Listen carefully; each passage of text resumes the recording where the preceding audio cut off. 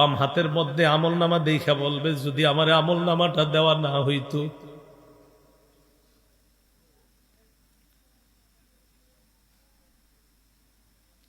আশা করি আমগো বাম হাতে না হোক, হয়ে গেলে কি কঠিন অবস্থা হবে। বাম হাতে আমল নামা পাওয়ার পর ওই বান্দা বলবে, ইয়া লাইতানি লাম উতা কিতাবিয়া, বাম হাতে যদি আমার আমল নামা দেওয়া না হইতো।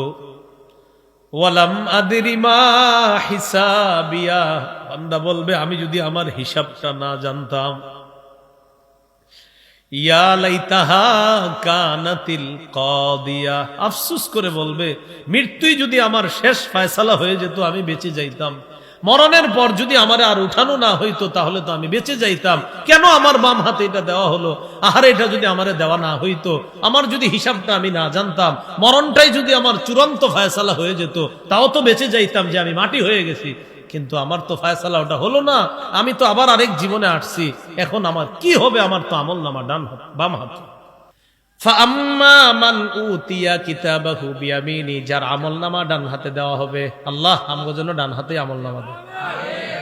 ফাআম্মা মান উতিয়া কিতাবাহু বিয়ামিনি, যার আমল নামা ডান হাতে দেওয়া হবে, ফায়াকুলু হা উমুকরাউ কিতাবিয়া।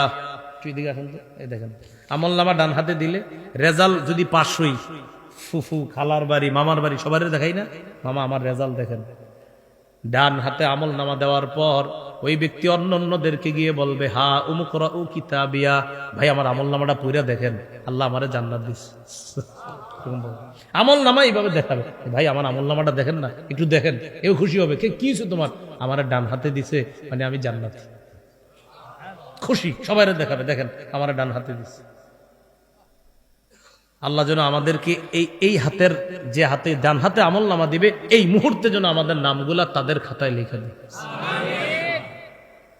তো ডান হাতে আমল নামা পাওয়ার পর খুব খুশি, খুশিতে সবাই বলবে, ভাই আমার ডান হাতে দিছে, আল্লাহ আমার আমল নামা ডান হাতে দিছে।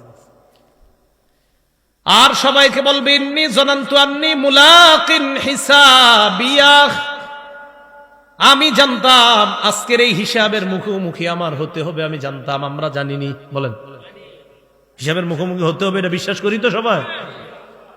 ইন্নী জানান্তু আন্নী মুলাকিন হিসাবিয়া, এবার আল্লাহ ফাইনাল কথা বলে দিচ্ছেন, ফাহুয়া ফি ঈশাতির রাদিয়া, ওই ব্যক্তি ফি ঈশাতির রাদিয়া, সন্তুষ্টজনক আরামদায়ক জীবনের মধ্যে বসবাস করতে থাকবে।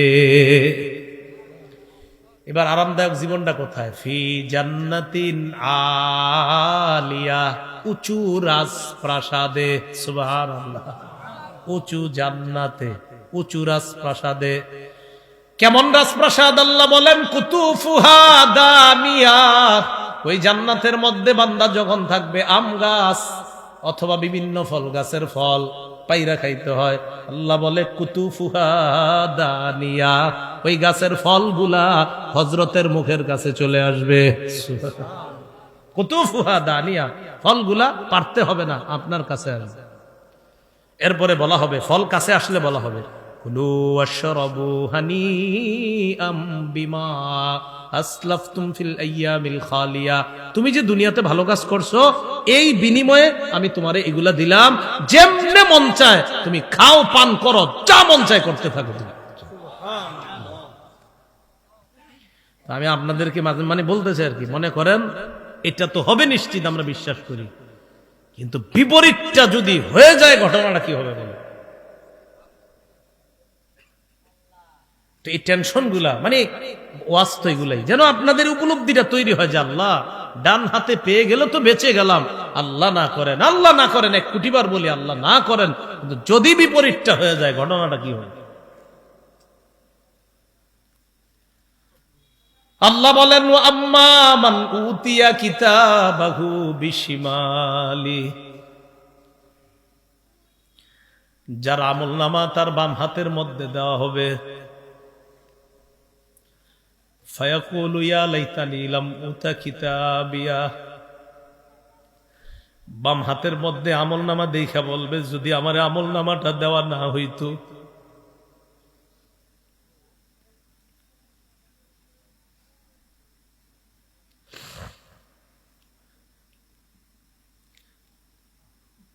আশা করি আমগো বাম হাতে না হোক, হয়ে গেলে কি কঠিন অবস্থা হবে। বাম হাতে আমল নামা পাওয়ার পর ওই বান্দা বলবে, ইয়া লাইতানি লাম উতা কিতাবিয়া, বাম হাতে যদি আমার আমল নামা দেওয়া না হইতো, ওয়ালাম আদরি মা হিসাবিয়া, বান্দা বলবে আমি যদি আমার হিসাবটা না জানতাম। ইয়া লাইতাহা কানাতিল কাদিয়া, আফসোস করে বলবে মৃত্যুই যদি আমার শেষ ফয়সালা হয়ে যেত, আমি বেঁচে যাইতাম। মরণের পর যদি আমার আর উঠানো না হইতো, তাহলে তো আমি বেঁচে যাইতাম। কেন আমার বাম হাতে এটা দেওয়া হলো? আহারে, এটা যদি আমারে দেওয়া না হইতো, আমার যদি হিসাবটা আমি না জানতাম, মরণটাই যদি আমার চূড়ান্ত ফয়সালা হয়ে যেত, তাও তো বেঁচে যাইতাম, যে আমি মাটি হয়ে গেছি। কিন্তু আমার তো ফয়সালা ওটা হলো না, আমি তো আবার আরেক জীবনে আসছি। এখন আমার কি হবে? আমার তো আমল নামা ডান হাত, বাম হাত। তখন কি বলবে দেখেন, মা আগনা আন্নি মালিয়া, ওই ব্যক্তি বলবে আমার সম্পদ আমার কোনো কাজে আসলো না। সহিহ বুখারীর একটা বর্ণনা শুনেন, 6338 নম্বর হাদিস। কাফের যে, যার ইমান নাই, তারে কিয়ামতের মাঠে আল্লাহ ডাকবেন। ইউজা উবিল কাফিরি ইয়াউমাল কিয়ামাহ, কিয়ামতের মাঠে ডাকবে। ডাকার পর বলবে, লাউ কানা লাকা মিলউল আরদি যাহাবা, আচ্ছা এই পুরো দুনিয়া পরিমাণ স্বর্ণ যদি তোমাকে দেওয়া হয়, আকুনতা তাফতাদি বি, তুমি কি পুরো দুনিয়া পরিমাণ স্বর্ণ আমারে দিয়ে দিবা জাহান্নাম থেকে বাঁচার জন্য? আল্লাহ বলবে তারে। কাফের জবাব দিবে, ফায়াকুলু নাম, হ্যাঁ আল্লাহ আমি দিয়ে দিব, আমার যদি দুনিয়া পরিমাণ স্বর্ণ হয় আমি দিয়ে দিব, তাও আমার জাহান্নাম থেকে বাঁচায়া দেন। আল্লাহ বলবেন, কদ সুইলতা মা হুয়া আইসার, তোমার কাছে আরো সহজটা চাওয়া হয়েছিল, আমি তো এত কঠিন কিছু চেয়েছিলাম না। যদি খালি আমি আল্লাহকে এক আল্লাহ বলে বিশ্বাস করতা, এই বিশ্বাসের কারণে একদিন তোমারে জান্নাত দিয়ে দিত। তো বলছিলাম ডান হাতে আমল নামা, আলহামদুলিল্লাহ। আল্লাহ না করেন, আল্লাহ না করেন বিপরীতটা যেন না হয়, কিন্তু হয়ে গেলে অবস্থাটা কি হবে? তো এই বিষয়টা আজকে থেকে আমরা কল্পনায় রাখবো, টেনশনে আনবো যে আল্লাহ ডান হাতে আমল নামা দিয়েন। ইমান কারে কয়? ইমান বলা হয় ভয় আর আশার মাঝে থাকা। বলেন, ভয় আর আশা। একদিক দিয়ে আশা, না আল্লাহ মাফ করে দিবে, আরেক দিক দিয়ে ভয়, আল্লাহ আমি তো কত ভুল করি, আরেক দিক দিয়ে আশা, না আমার রব ক্ষমা করে দিবে। এটাকে বলা হয় ইমান। আল ইমানু বাইনাল খাউফি ওয়ার রাজা, ইমান হলো ভয় আর আশার মাঝে। তাহলে আমরা ভয়ও পাই আবার আশাও রাখি, আমরা ভয়ও পাই আশা রাখি। আশা রাখি ডান হাতে পাবো, আবার ভয় হয় আল্লাহ যদি বিপরীতটা হয়ে যায়। আল্লাহ আমাদেরকে কথাগুলো বোঝার তৌফিক দান করে। তো ওই ব্যক্তি বলবে, মা আগনা আন্নি মালিয়া, আমার সম্পদ আমার কোনো কাজে আসে নাই। হালাকা আন্নি সুলতানিয়া, আজকে আমার রাজত্ব, প্রভাব, প্রতিপত্তি আমার কথায় কত মানুষ করত, কত মানুষ বসত। আজকে আমার রাজত্ব আমার কোনো কাজে আসে নাই, রাজত্ব ধ্বংস হয়ে গেছে। খুজুহু ফাগুল্লু, আল্লাহর পক্ষ থেকে বলা হবে তাকে ধরো, ফাগুল্লুহু, তার গলার মধ্যে বেড়ি পরাও, সুম্মাল জাহিমা সল্লু, এরপর ধাক্কা মেরে জাহান্নামের মধ্যে ফেলে দাও, সুম্মা ফি সিলসিলাতিন যারউহা ৭০ যিরাআন ফাসলুকু, এরপর ৭০ গজ একটা শিকল দিয়া তারে বাঁধো। কয় গজ? এক তাফসীরে আসছে নাক দিয়া শিকলটা ঢুকায়া পিছনের রাস্তা দিয়ে বের করে তারে এই শিকলের মধ্যে বাঁধা হবে।